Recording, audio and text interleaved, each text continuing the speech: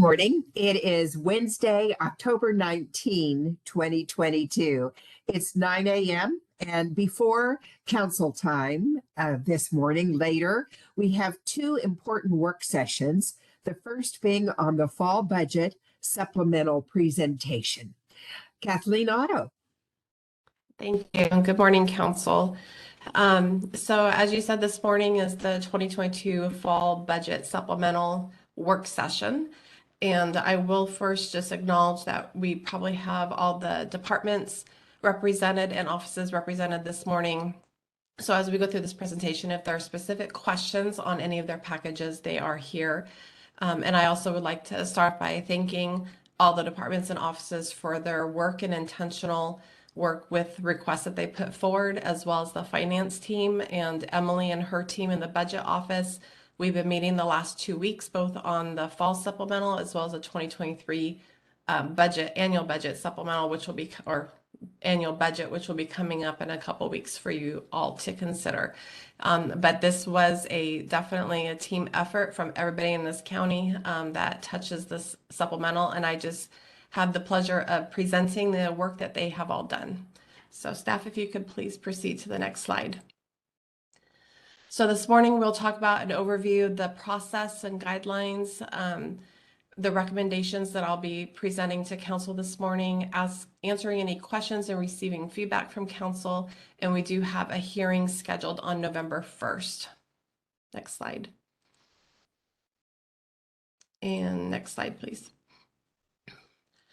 So as with all supplementals, RCW 3640 does allow for supplementals outside the annual budgeting process.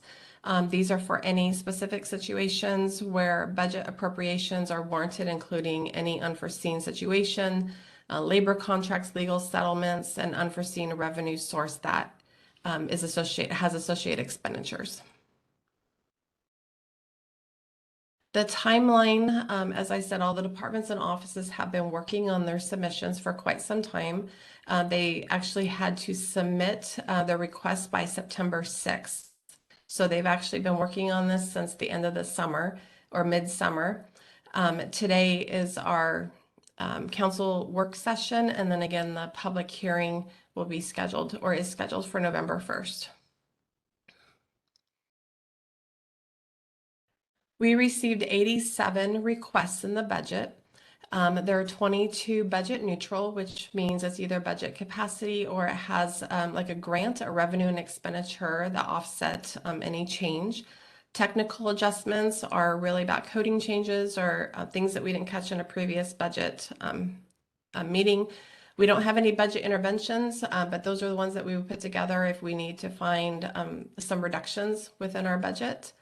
Carry forward, those are projects that have already been committed and approved and already started working on, but they have not completed the project yet. So it's carrying forward the unspent funds so they can continue with that project and work.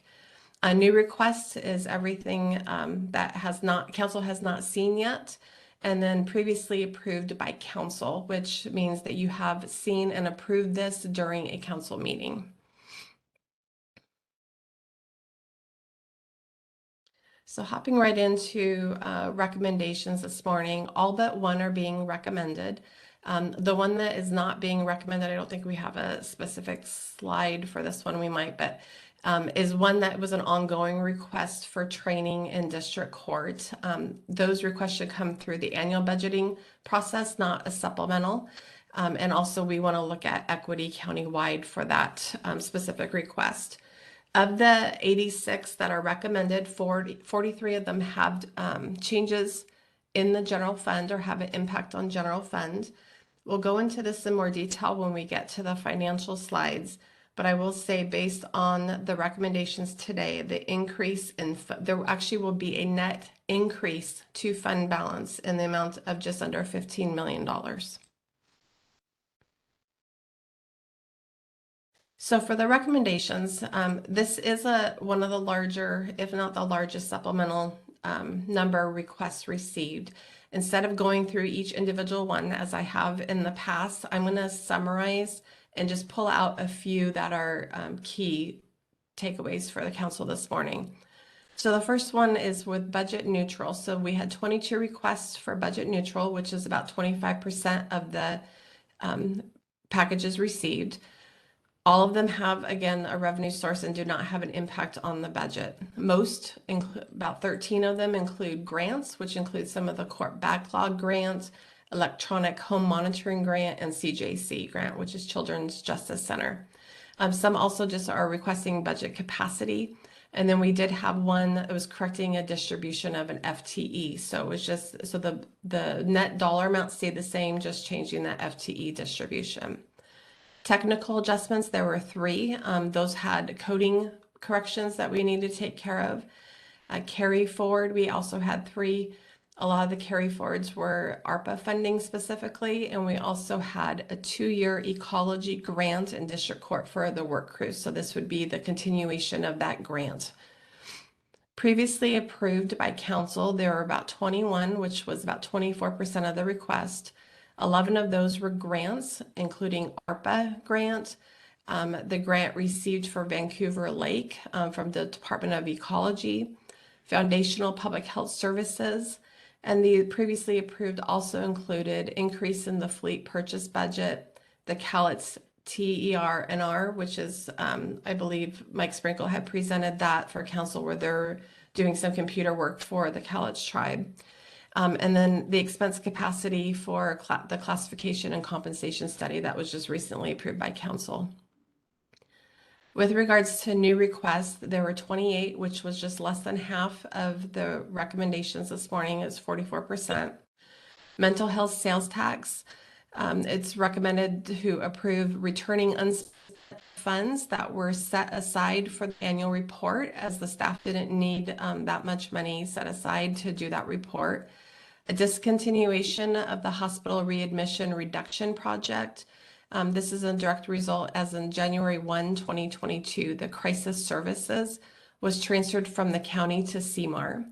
And then there was a carry forward for the 2020 mental health sales tax request for proposed funds, and then repurpose some of those funds to manage the RFP process within the community services.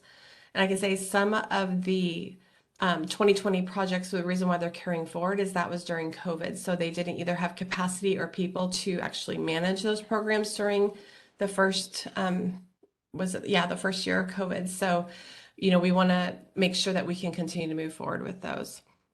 There are some facility emergent needs. One is the courthouse elevators. It has had significant breakdowns over the last year. I think we've spent over $13,000 so far, and it's been down quite a bit. And I've recently learned about this being put on their communication. There are ADA upgrades in the jail that are required. I do believe the Sheriff's Office has sent a letter to the Department of Justice asking if this can be done during the remodel. That is over a $300,000 request. If they say no, then we're going to have to move forward with putting in some ADA upgrades within the jail.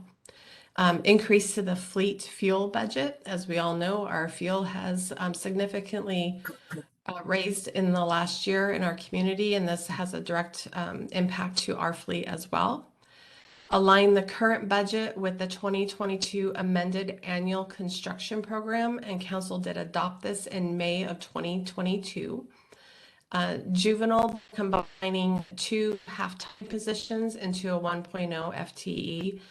This is more of a cleanup for them, but it's also going to support new evidence-based program for youth. Public health staffing and resource realignment. Increase in workers' compensation expenditures. So with COVID, the claims were being processed at the rate of about $495 per claim, saving about $647.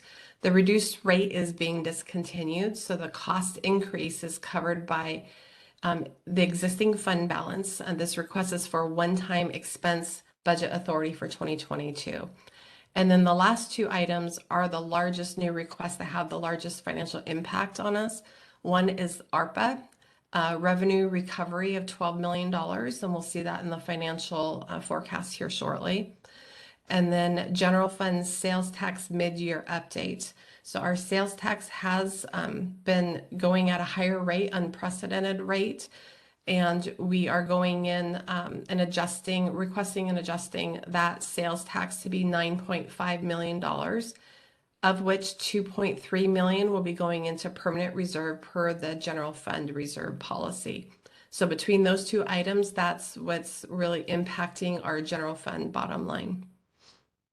Staff, if you could please, before I move into the forecast, is there any questions on these requests specifically or any other requests? And again, either I can help answer or my partners who are on as well can help answer, or we can wait until the end of the presentation.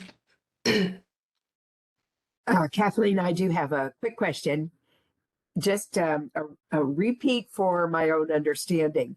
You said that there were 88 upgrades requested for the jail, and the sheriff made a special request regarding them.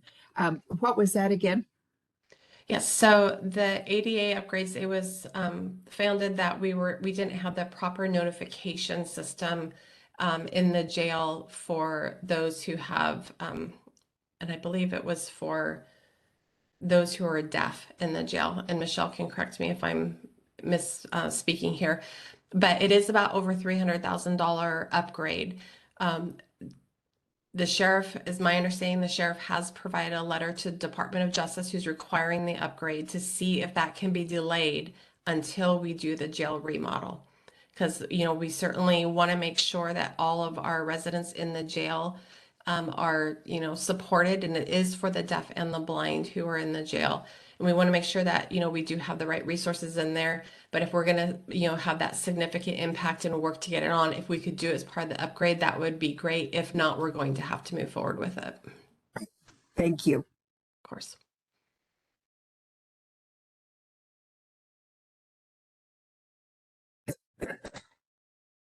Okay, I'm not hearing any other questions. So staff, if you could scroll down to the general fund forecast, which I believe is on slide 18. Okay. So this is the general fund forecast. This does not include any of the requests that are being made today. I just wanted to go through this. And let's see if I can blow this up a little bit on my screen. Or staff, can you blow that, there, thank you. So the beginning, I'm going to go through all these so that everybody has an understanding of what's included on here. The beginning unassigned fund balance of the 57.3. So this was the number that was confirmed by the auditor's office after 2021 closed. The revenue and expenditure overall are what's budgeted for 2022. Property taxes, you can see the projection growth is a 2.5. This does not assume a 1% moving forward, which would create an additional 700,000, about 700,000 every year for the next 6 years, which does compound. Sales tax was updated a little bit since the adoption based on the sales tax increase from last year. Intergovernmental revenues are at 15.9. Again, this is what was budgeted. Same with charge for goods and services, transfer in, which is transfers within the county funds, and then other revenues. So the total revenue is 189.7 million. And you can see the projected growth rate on the side. You can see we have not changed or updated the 4.2% on the sales tax. While we have seen the significant increase over the last 2 years, it is not anticipated to continue growth at that rate. But with that said, we'll continue to monitor it every year and adjust accordingly. The expenses, again, these were what was budgeted, that we have our salaries, benefits, contingencies for salaries and benefits, which is the 3.33 million. This is what allows for classification reviews if departments are hiring at a higher step in which the position was currently budgeted. Collective bargaining agreement, that we put some funds in there for that as well. Services, that would be for some of our professional service contracts that we use, such as janitorial. Transfer out, again, that's transferring within department funds. Intergovernmental agreements would be like our interlocal agreements that we're doing with other public agencies, and then supplies and other expenses. The total forecast modifier, which is the blue shade there, 6.5 million, this takes into account a $10 million savings that we're seeing in the general fund. And most of the savings is due to salary savings. The other part that's part of that 6.5 is 3.5 million reduction due to the jail bed revenue loss. So the net between those two is the 6.5. So it's a one-time savings that we're recognizing and the reduction. And I believe in the and I'm gonna look at Emily in this, but I believe in the 2023 budget, we may be incorporating the jail bed revenue loss into the ongoing so that we're not seeing it every year called out separately. But for this supplemental, it is pulled out separately. So with that said, the assigned, you can see the ending, if you could scroll down just a little bit. Thank you. So the projected ending fund balance is 66.6 million. And then if you look under the available funds calculation for a budget, for the budget process, so you have the projected ending fund balance, the assigned fund balance compensated absences. So this is if this is money set aside, it's 25% that if everybody left, what would their leave cash out be? Their PTO, vacation, or sick leave per policy. So how the auditor's office budgets this is 25% of that total expenditure. The ARPA revenue recovery funds is the 12 million that was, and this is set by the ARPA guidelines, and there's a formula in which the auditor's office applies, and that moves over to general fund. The non-spendable encumbered invoices of 1.7 million. These are invoices that we know are coming but have not been paid yet. So we need to be prepared to continue to pay those. And then the minimum fund balance policy of 31.2 million, which is based on a policy, and it's about 60 days of our expenditure. So we can continue to operate for 60 days, which leaves a minimum fund balance for the new request of $18.2 million. I did want to just reemphasize and summarize again that this does not show any of the requests and recommendations today, which will be on the next slide. It does not assume the 1% property tax.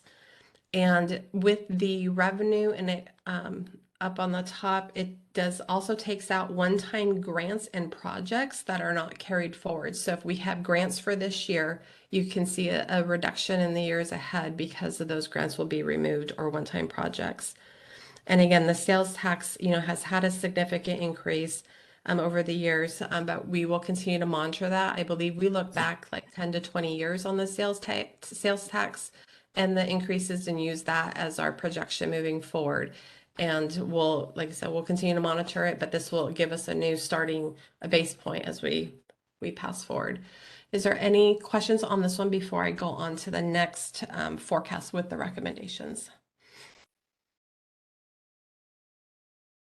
And I will just note too, this looks different than what we have seen over the years since I've been here, where we did not have a balanced budget moving forward. A lot of this is due to the one-time funding of ARPA or CARES Act or other revenues coming in. And then also our increase in sales tax. Without that ARPA funding, this would still show a deficit in the 6-year forecast. So it does look good and it looks balanced, but we still have to be strategic and mindful of how we're moving forward to ensure that we are sustainable moving forward. And we'll see these numbers change a little bit on the next slide. Okay, next slide, please. So the top pieces here you can see is just carried over from the slide before with the beginning unassigned fund balance, the total revenue and expenditures. The forecast modifiers, that 6.5, again, that was from the $10 million in savings that we saw, as well as the 3.5 million reduction in the jail bed revenues. We see in the blue arrow there, the 2022 fall supplemental change request does have a 16.5 net positive to general fund. This is due to one-time revenues, which include the $12 million in ARPA, plus the sales tax revenue of 9.5 million. So that is what's driving that increase. The total increase, including the recommendations, is just over 23 million. And as you can see, the ongoing financial commitment is only just under 21,000. And that's, for a couple of reasons. One, it's a supplemental, so we should only be looking at things that can't wait until the annual budgeting process. And so that's where the departments have really been great in looking at what are their needs that they can't wait until the 23 budget, but also looking, forward and being strategic on how we're making those recommendations. If you Make could the scroll slide down just just. a tad bit smaller, please, so we can see that last column. Thank you. So down, the increase in projected available fund balance, it's important to note a couple things. So it does show that there is $34.8 million available for request. I can share that in the next year, that's for this year. So next year is, so that fund balance went up based on the net increase to general fund from ARPA and sales tax. Next year, the 62.2 million that you're seeing there, one thing, this is where I want to emphasize the importance of looking at the budget, short-term and long-term, being strategic, because if everything was approved in the 2023 budget request, which you'll be seeing in a few weeks, we would be in a deficit starting next year. So there's more requests than there is available funding. And again, it's, this is really the long-term piece is important to be able to sustain. We do have funding for one-time requests, but we need to keep that in mind as we move forward in our budget process. And that includes a lot of needs, including capital needs. We've already got a list of most of our capital projects and needs throughout the county, and it's a lot. And this was based on the Ming study that was done a few years ago, plus what departments and offices have submitted since.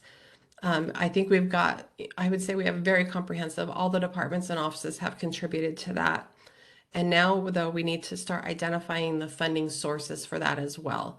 And so, we unfortunately have failed in some of our facilities and capital projects over the years, which ends up costing us more money today. And we haven't had a good or any capital plan moving forward. And that is currently being developed and will help ensure that we can take care of our facilities and infrastructure and needs while maintaining continuity of service without having to reduce in other areas. So we'll be presenting that to council next year on the specifics on the budgets on that.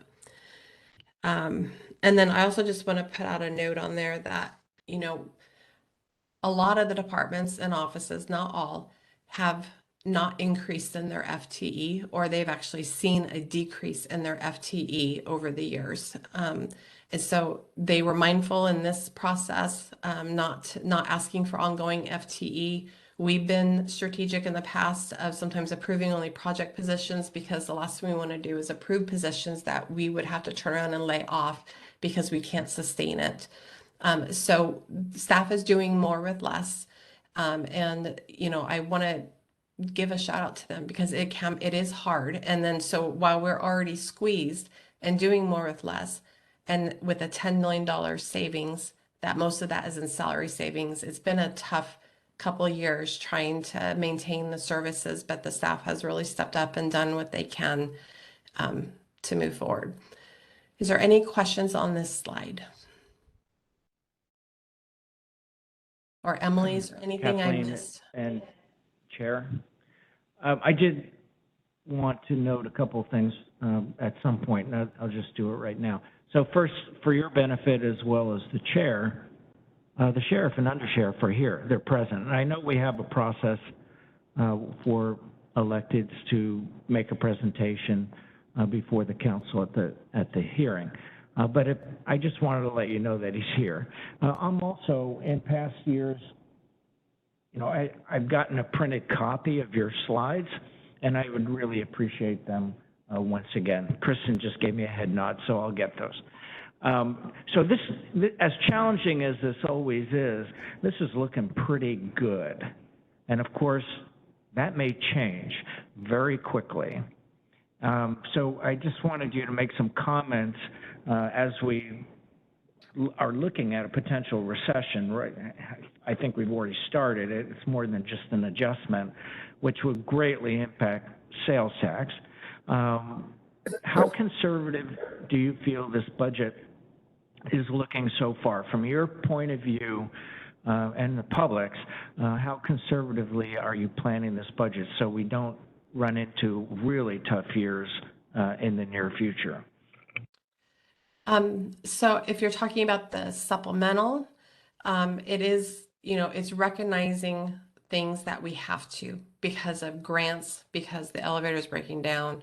And you can see only $21,000 out of the general fund is ongoing in the recommendation today. The sales tax revenue, as I mentioned, at the 4.2% increase, that is intentional because we do know that the increases that we have seen is not sustainable.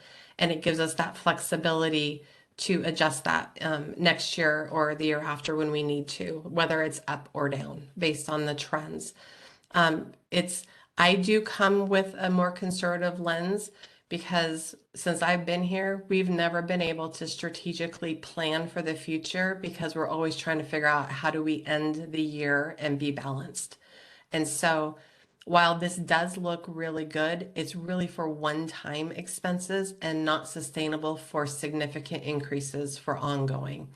And as I mentioned also with the 2023 the 2023 annual budget, if everything was approved, and that includes capital, but if everything was approved, that 62 million available for 2023 would not cover what's being asked for. So we certainly, the finance team, and I appreciate all of their perspectives. Everybody has a different perspective on that team on every spectrum of being conservative or not being conservative, but also looking at the trends, looking at data, and the departments and offices. I don't want to see us get in a position where we're seeing a red number moving forward. I would like to see us be sustainable moving forward so that we can be more strategic and actually plan for what are the priorities, what are the council's policy priorities, what's the priorities for our community, and that we can actually cover them and make sure that there's resources available. Thank you for that. Of course. And just a comment on, and I understand the sheriff's there, and I know we've got all the departments and offices, or most of them online or in the room. The sheriff certainly can talk anytime, but just as a clarification, the special time for them to speak is actually on the annual budgeting process, not the supplemental, but certainly council can open that up for if you would like to have any comments from them. Is there any other questions on this slide? Okay. So one package that was not included, it is included in the 2023 annual budget. And so this was not included in any of the reports that have been submitted before council. So I'm asking to amend the recommendations. So I'm recommending all of the packages except for the one that I mentioned. And then I would like to add this one as well. And this is for the ARPA funding for the rural broadband expansion. So council already previously approved this.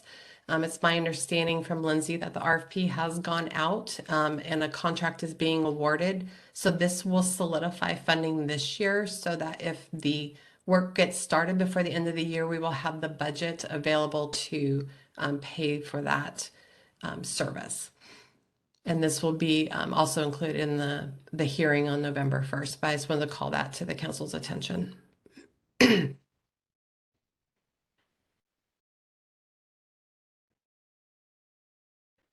So just as a reminder for council and the community, our budget reports, the recommendations are posted on the site, on the council meeting website today. And then after the hearing, all the budget reports are posted on the budget website, which is if you go to clarkwa.gov and then click on departments and budget, you'll be able to see all the detailed reports that support the both the supplemental and the annual budgets.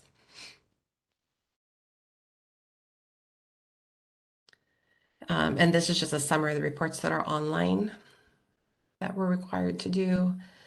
And then again, I want to say thank you to everybody who submitted and worked with us and your time. I know it's a lot of time put in and a lot of thoughtfulness with our departments and offices. And at this time, I would ask if council has any questions or any feedback for myself, the finance team, or departments that we can help before our public hearing on November 1st.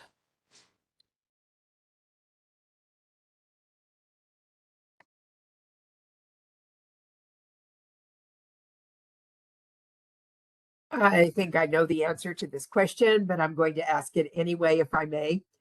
Um, the concern that I have with what you voiced was, of course, that if everything were approved as requested for 2023, that we would be back into a deficit situation. Given that, is there any mechanism for working with the electeds to know what they would prefer to see not approved in order to not have a deficit? Because we're not going to do that, probably. I say we are not going to do that, but you know, Yeah. I think I need to say probably, since it's just me speaking. No, well, and by law, you have to pass a balanced budget. So while there might be a deficit in the years ahead. So yes, there's a couple ways that we've done this. So the requests that came forward, departments and offices already prioritized them.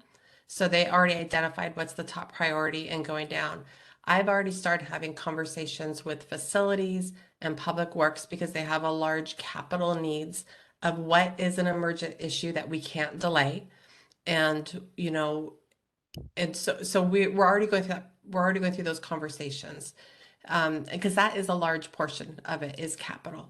And Emily and I have brainstormed the possibility of pulling out the capital piece and potentially doing a separate budget supplemental next year to give us time to really identify all the revenue sources. Because again, I don't want to recommend something when there's another priority somewhere else that's going to pop up and we don't know, and we can use restricted funds somewhere else. So I want to get that straight first. And there's been a lot of work done, but we're not there yet. So that will be, right now I'm saying that it can change as this is evolving, but right now that's where I'm leaning towards is really just recommending those things that need to get done. The jail remodel is going to get recommended. That is something we can't keep putting off, and the funding to get the architect and engineer put in place.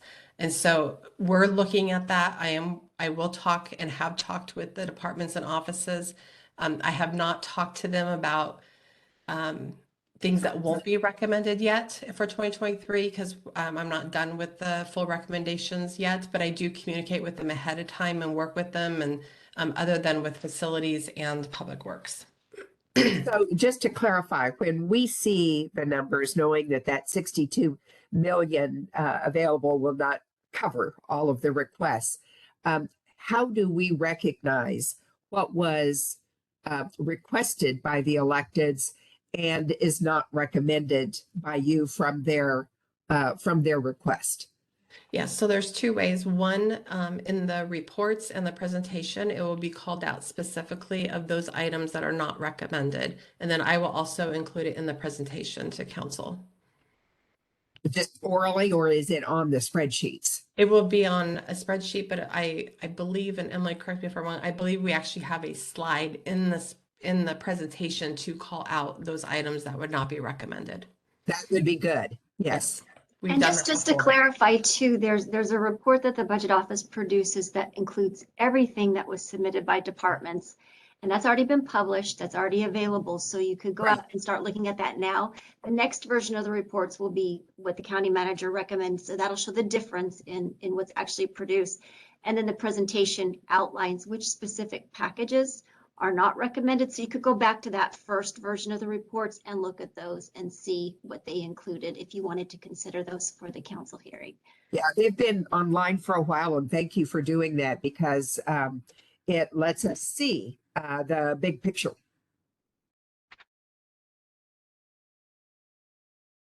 Madam Chair. Yes, Counselor. So, Kathleen, we're going to the supplemental budget posted for the public. And does that include basically the slides that we just saw, what you recommend, what you don't, the amendment to cover that broadband initiative? Will all of that be published at that link? Yes, it's already out there on the council agenda, and the link to the presentation is there. Okay, Yes. thanks. And then in light of some of the questions, it's always frustrating to hear from the public about all these things we should be doing instead of investing in our own employees with ARPA funds and things like that. We just heard it again last night. But what's frustrating about that is they don't know what they don't know. You know, all the money we have invested in all the areas that they were saying, you should invest in this instead. And then they list homeless and small businesses and nonprofits. And we've done all that. So I'm wondering, is there a way to consolidate the major investments we've made over the year and post it on the same page, or at least have the link nearby so that the public has a better view of all that we actually are doing and have done, which impacts, you know, how we view what we need to do in the future, you know, where our priorities still remain. I mean, we invested $15 million in additional funding to the homeless situation through ARPA funds, yet, you know, we get callers that have no idea that we've already done that, and they're asking for us to do it. So I'm just wondering if there's some way to kind of consolidate it, paint a picture, you know, that's easy for the public to digest in the same on the same page, if you will, that you're posting this supplemental budget. Yes, we can work on that. And I think I mentioned before as well, especially with ARPA funding, I know Mark Gasway and his team are going to be doing a data dashboard that he did similar to CARES Act. That is a 1 to 2 page summary of the investments and the programs that that has done. And he just messaged me and said that he's more than happy to work on this request as well. So yes, we can do that. Thank you.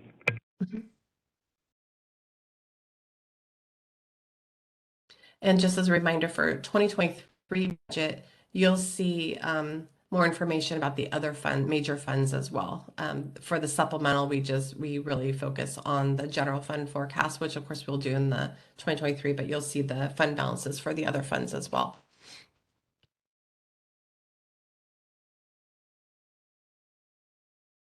So if you have any questions or need more information before November 1st, please let us know. And I know our team is ready to research or answer any questions before the hearing, if council has anything before them. And I think that's the end of the presentation this morning, Chair. Okay, thank you. And the agenda showed 2 separate work sessions, but I think you've already done the second one as well, haven't you? Yes, one of them was the presentation and the other link is to the reports. Right. Yes. Okay. Council time. It is